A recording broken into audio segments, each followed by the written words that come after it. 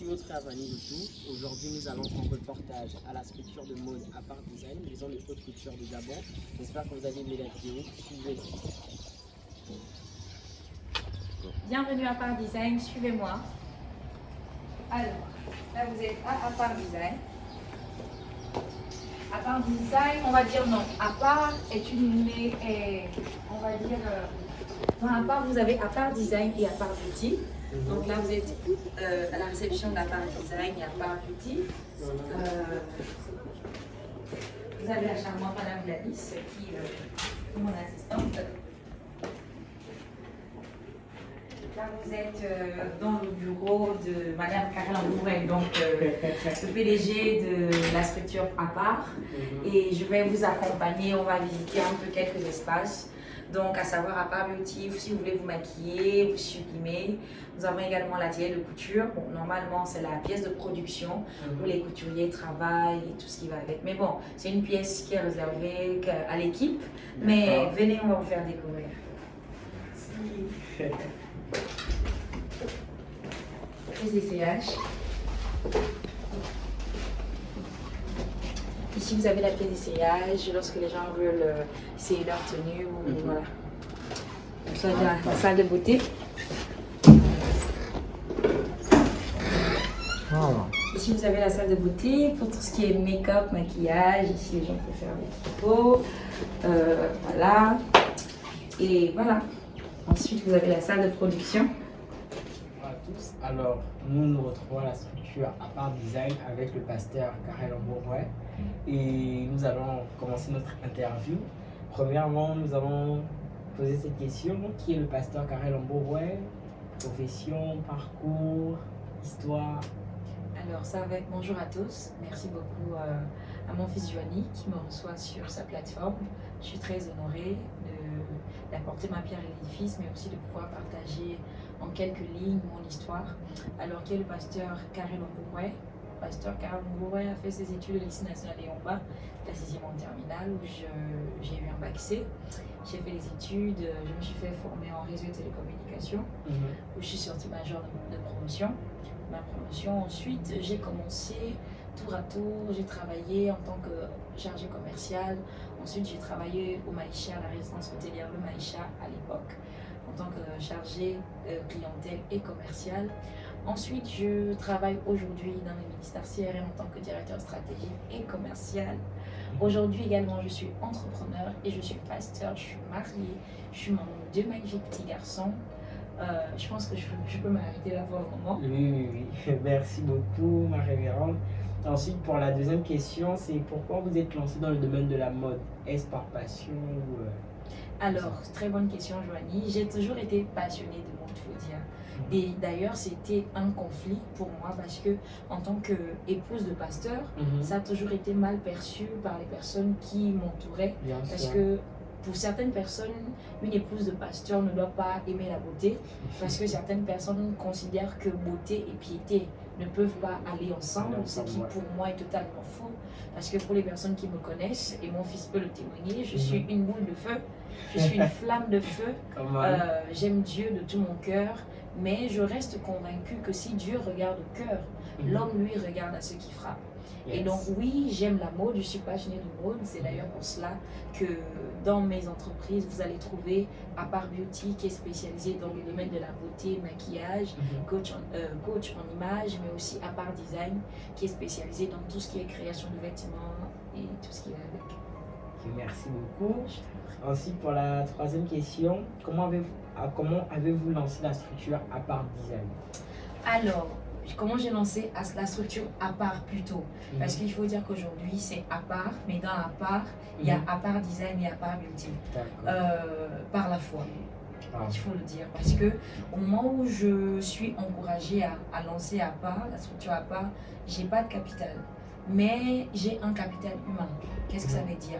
Ça veut dire que vous savez, lorsque Dieu veut vous bénir, il vous donne soit la provision matérielle financière ou alors il vous donne une provision humaine. Dans mon cas, comme provision, comme capital, ce que j'avais, c'était une provision humaine en la personne de ma mère spirituelle, la révérende Alphonsine. Ambouret d'ailleurs, que je fais un beaucoup. En fait, cette femme a été un peu comme comme l'énergie, comme le pétrole que Dieu Oui. avait mis sur mon chemin pour Ah. enflammer. C'est-à-dire que celle qui m'a dit lance-toi, commence. Mais au moment où elle me parle, j'ai pas d'argent. Mais elle est là pour me booster. Mais j'ai la foi aussi, j'ai une vision. Parce que beaucoup de personnes se limitent souvent parce qu'elles se disent j'ai une vision, c'est vrai, mais j'ai pas de provision. Mais j'aimerais dire à quelqu'un que pour commencer, tu n'as pas d'abord besoin d'une provision. Tu as d'abord besoin d'une vision parce que c'est la vision qui attire la provision. Et parce que j'avais une vision, j'ai commencé à écrire, je me suis mise en mouvement, j'ai commencé à avoir des entrées 50 000, 100 000 francs. Ensuite, les portes sont ouvertes et je me suis lancée. Et aujourd'hui, nous sommes là. La preuve, c'est que vous êtes à part design. Ouais, waouh. La révérende a dit c'est la vision qui attire la provision. Ensuite, dans les débuts, est-ce que cela a toujours été facile? Sinon, comment avez-vous fait pour poursuivre? Alors, dans les débuts, ça n'a pas toujours été facile. J'ai même envie de dire que ça n'a pas été facile. Et à tel point que j'ai commencé à m'en trouver des raisons. J'ai commencé à dire peut-être que c'est le signe que Dieu n'est pas dedans, que Dieu n'est pas avec moi, que vraiment... Et puis j'avais peur d'échouer. J'avais peur d'échouer. Je me dis qu'est-ce que les gens vont dire si ça ne marche pas. Mais vous savez, tant que vous n'essayez pas, vous ne saurez jamais de quoi vous êtes capable. Et moi, j'aime dire... tant que vous n'abandonnez pas, vous n'avez pas échoué. Ça veut dire que même si vous commencez quelque chose et que ça rate, tant que vous n'abandonnez pas, vous n'avez pas échoué. Il n'y a pas d'échec tant que vous êtes toujours dans la course. Et donc, oui, j'ai eu des moments de doute, j'ai eu des moments où j'étais sceptique, mais la bonne nouvelle, c'est que je n'avais pas commencé cette histoire seule. J'avais commencé avec Dieu. Et parce que j'avais commencé avec Dieu, je me suis dit, même si ça va mal, je dois continuer à avoir les yeux sur celui qui a commencé en moi cette belle œuvre. Et j'aimerais dire à quelqu'un que parfois vous allez commencer quelque chose, vous allez rencontrer l'obstacle. L'obstacle n'est pas le signe que Dieu n'est pas là. Parfois l'obstacle est le signe que Dieu est véritablement avec vous. J'ai aimé hier, j'ai écouté une de mes sœurs qui prêchait et elle a dit, parfois l'obstacle est le chemin. Ça veut dire que le signe que vous êtes sur le bon chemin, c'est que justement vous allez rencontrer des obstacles. Mais je dis à quelqu'un, qui es-tu, grande montagne, devant cet homme, cette femme qui me regarde? Je dis, continue d'avancer. C'est parce que tu avances que le miracle se produit. Amen. Donc oui, j'ai rencontré des obstacles, mais je suis là. Donc c'est le signe que l'obstacle n'est pas une fatalité en fait. C'est à Dieu dedans. C'est à Dieu dedans. Une question. Est-ce que plus jeune vous voyez devenir être entrepreneur ou du moins boss lady? En toute honnêteté, non. Plus jeune, je ne me voyais ni devenir entrepreneur, ni devenir une femme d'impact ou d'influence comme beaucoup considèrent aujourd'hui. Mais il faut dire quand même que plus jeune, j'avais déjà la fibre des affaires parce qu'au lycée, je vendais des toffets. Au lycée, je vendais des crêpes. Au lycée, en fait, j'aimais déjà le commerce. Je pense que c'est aussi dû au fait que ma mère était une commerçante dans l'âme. Ma mère, elle avait un restaurant, elle vendait des habits. Ma mère faisait beaucoup de choses. Et puis ma mère m'emmenait, en tout cas je me rappelle plus jeune, j'allais vendre le manioc avec ma mère. Elle avait des plantations et elle vendait parfois le manioc au marché. Et moi parfois, pour gagner un peu d'argent, je me rappelle, moi aussi je vendais le manioc et habitam ça. Et donc je pense que j'avais déjà la fibre d'une femme entreprenante, mais bon, après je ne me voyais pas forcément là. Mais bon, gloire à Dieu parce que sinon, voilà. D'accord. Selon vous, quelles sont les caractéristiques primordiales d'un bon entrepreneur? Alors, un bon entrepreneur doit être discipliné, organisé. Un bon entrepreneur doit avoir un mental de fer, c'est-à-dire doit être tenace, parce que dans le domaine des affaires, si vous n'êtes pas téméraire, si vous n'êtes pas tenace, vous allez abandonner, vous allez capituler. Parce que les entrepreneurs sont très souvent sous pression parce qu'il faut faire entrer de l'argent, sous pression parce qu'ils doivent gérer des hommes. Un bon entrepreneur doit avoir des valeurs, doit avoir un bon cœur, doit avoir des valeurs, parce que dans le domaine des affaires, il y a beaucoup de loups. Et voilà, un bon entrepreneur doit avoir des valeurs. Ensuite, un bon entrepreneur, selon moi, doit avoir la foi. Parce que, et bon, après chacun va choisir, mais moi je suis chrétienne, je suis pasteur, je reste convaincue que je ne pourrais pas être la femme d'affaires que je suis aujourd'hui si j'ai pas Dieu. Parce que la vérité c'est qu'on ne réussit pas parce qu'on est bon, on réussit parce qu'on a Dieu, on réussit parce qu'on a la foi en Dieu. Parce que je connais des gens qui entreprennent mais qui ne percent pas. Mais je pense que le succès ne se trouve pas dans ce que l'on fait. mais le succès se trouve dans le fait qu'on compte sur Dieu et qu'on s'appuie sur Dieu. Donc voilà, pour ne donner que ces quelques clés. D'accord, merci beaucoup. Ce sont les clés en or. Ensuite, la plupart des futurs entrepreneurs rencontrent généralement un problème qui n'est d'autre que celui du capital. Et selon vous, est-ce qu'il faut forcément un capital? Si oui, lequel et comment le trouver? Et sinon, pourquoi? Alors oui, je pense que c'est important d'avoir un capital parce que, vous savez, on n'est pas tous pareils. Moi, j'ai fait mon témoignage, j'ai dit en introduction que je n'avais pas de capital. Mais comment je vais dire ça?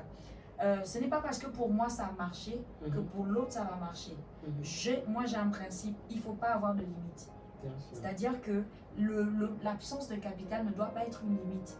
Mais c'est important d'être organisé. Quand on veut se lancer dans le domaine des affaires, c'est important d'avoir un business plan. C'est important d'avoir... Je me rappelle, quand je devais me lancer pour Apart Design, j'étais en contact avec un ami qui est dans les affaires depuis longtemps.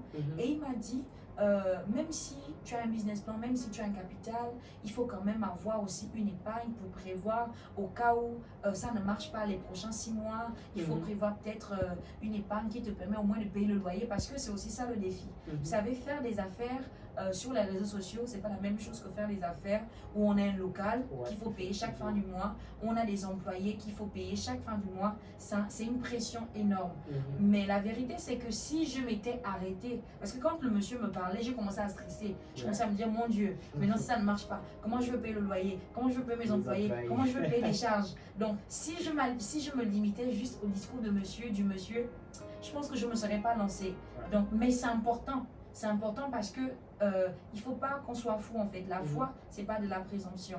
Donc c'est important d'avoir tous les paramètres. Mais moi, je suis une femme d'esprit, une femme de foi. Donc je me dis, c'est important, mais à la fin, il faut écouter son cœur. Voilà, donc oui, c'est important d'avoir un capital, mais ça ne doit pas nous limiter. Vous savez, parfois, le problème de beaucoup de personnes, c'est que ils se disent, pour commencer, il me faut 1 million. Mais je dis c'est faux. Parfois, pour commencer, tu as juste besoin de 50 000. Parce que moi, moi, je commençais à vendre des t-shirts. Et c'est l'argent, c'est l'épargne que me produisait ces t-shirts que j'ai utilisé pour accumuler. Et puis voilà, ça a donné que ça a donné aujourd'hui. Parfois, mais par le passé, je pensais que pour commencer Apart Design, il me fallait 10 millions. Mais j'allais attendre des années, je n'allais pas avoir ces 10 millions. Donc, qu'est-ce que j'ai fait? J'ai commencé à vendre des t-shirts. Quelqu'un d'autre, ce qu'il te faut, c'est commencer à vendre des crêpes. C'est parce que tu vas vendre des crêpes que tu pourras avoir un capital de 50 000. Ces 50 000 vont te permettre d'acheter des tissus ou bien ça va te permettre d'acheter peut-être quelques objets de déco que tu vas commencer à vendre. Parfois, ce qu'il vous faut, ce n'est pas nécessairement des gros montants. Parce que le miracle de la multiplication ne s'opère pas forcément sur ce que vous avez en grande quantité. Parfois, Dieu, pour opérer le miracle de la multiplication, il a juste besoin que vous ayez 10 000 francs. À partir des 10 000 francs que tu as, tu commences à faire des crêpes. Ce que ça va te rapporter 20 000.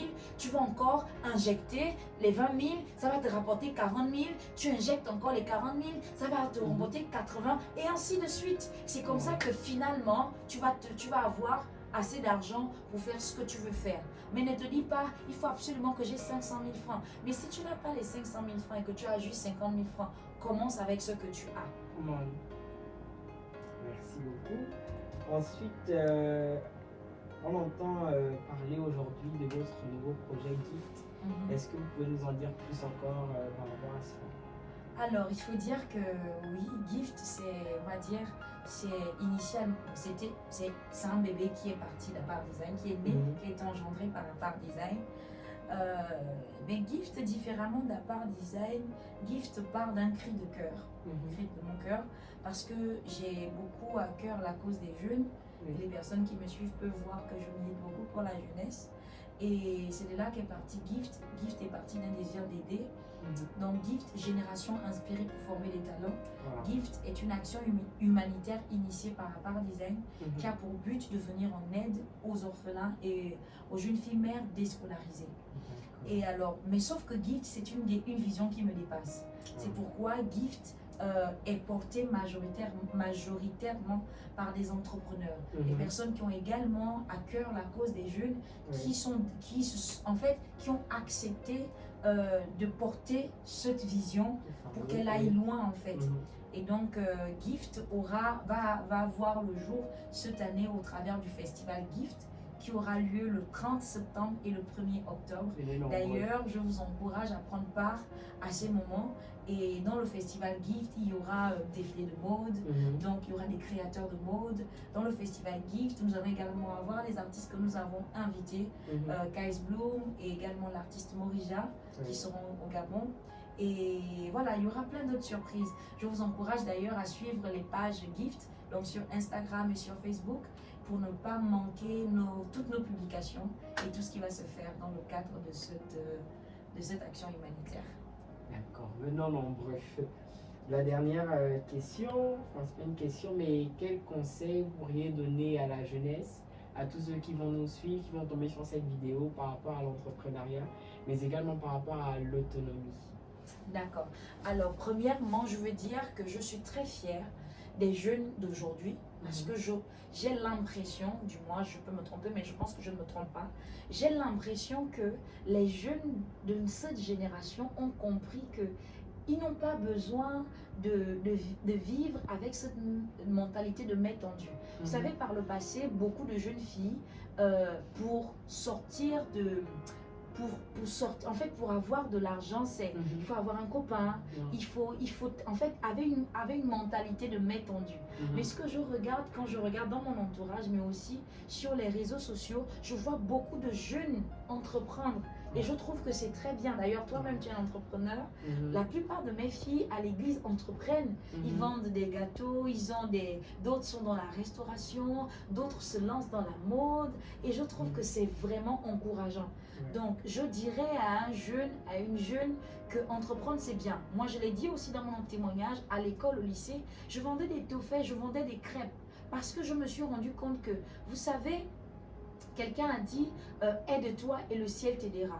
Aujourd'hui, parfois, quand je vais dans les centres commerciaux, genre C'est Cadeau, Prix Import, je trouve des jeunes là qui vendent des caisses, d'autres qui font quelque chose. Moi, aujourd'hui, je pense que j'ai plus envie d'aider quelqu'un qui fait quelque chose que quelqu'un qui ne fait rien. Beaucoup de personnes se disent pour que leur vie change, il faut que quelqu'un vienne les aider. Mais non. Pour que ta vie change, tu as juste besoin de te prendre en main. Et tu n'as pas besoin de beaucoup de choses. En fait, tu as quelque chose, tu as un don. Dieu ne laisse jamais personne, non, en fait, Dieu ne vous laisse jamais sans rien. Vous avez toujours quelque chose, vous avez un don. Il y a des gens, vous êtes doués pour la communication. Il y a des gens aujourd'hui qui sont devenus riches avec les réseaux sociaux. C'est-à-dire que juste en étant dans leur chambre, ils gagnent de l'argent. C'est-à-dire les followers qu'ils ont leur permettent de gagner de l'argent. Donc toi, qu'est-ce que tu attends pour te prendre en charge?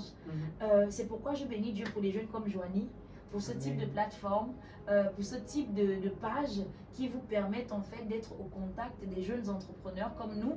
Parce que bon, on vient de commencer et on est aussi là pour vous inspirer. Donc oui, jeunesse, vous devez entreprendre. Mais pour entreprendre, c'est pas forcément avoir une grande structure. Entreprendre sont des choses simples. Tu as une passion qui brûle à l'intérieur de toi. Commence à voir comment est-ce que tu peux rentabiliser cette passion. Comment est-ce que tu peux faire en sorte qu'au travers de ta passion, tu puisses bénir des gens en offrant tes services. Aussi, aujourd'hui, quand on regarde sur les réseaux sociaux, on voit, j'aime pas citer ça, mais bon, on voit Dubaï porte-à-porte, des jeunes filles qui sont arrivées à se convaincre que pour être riche, il faut avoir un homme. Mais non, je pense que pour être riche, il faut connaître son identité, il faut savoir ce qu'on a. Quand tu sais ce que tu as, tu peux mieux te vendre. Aujourd'hui, moi, c'est ma passion qui m'a permis de créer cette entreprise. Aujourd'hui, il n'y aurait pas d'Apart Design sans rêve. Toi, tu es jeune, tu es une jeune fille, tu es un jeune homme, tu as un rêve. Comment faire pour matérialiser ton rêve? C'est ça la question. Voilà, je ne voudrais pas beaucoup parler parce que je pense que la vidéo a un temps record. Donc, moi, je sais que quand je commence à parler, je déborde. Donc, voilà. Merci beaucoup, ma révérende. Je t'en prie. Vraiment, c'est un honneur pour moi, c'est un privilège de me tenir là, dans cette structure. Tu n'es pas seulement ma révérende, tu es également ma maman, ma mère spirituelle. Et vraiment, je te dis vraiment merci parce que tu m'aimes, tu aimes la jeunesse. C'est pourquoi tu nous as accordé aujourd'hui ton temps. Vraiment, que Dieu te bénisse. Merci à vous, merci pour cette belle initiative. Et je prie que le but pour lequel Dieu t'a inspiré ce projet, fils, que ce but soit atteint. Et d'ailleurs, je t'attends. D'ailleurs, Joanie, c'est un mannequin. D'ailleurs, je pense qu'on aura besoin de lui pour le festival Gift. Bien sûr. Parce que pour le festival Gift, on aura besoin de mannequins. Et voilà, vraiment que Dieu te bénisse. Et Amen. je suis très fière de toi. Merci. Et merci également à notre vidéaste qui est derrière la caméra. So, ladies and gentlemen, I love you. Que Dieu vous bénisse abondamment. Dieu vous On se bénisse. dit à Merci très d'avoir bientôt. regardé la vidéo. Bisous.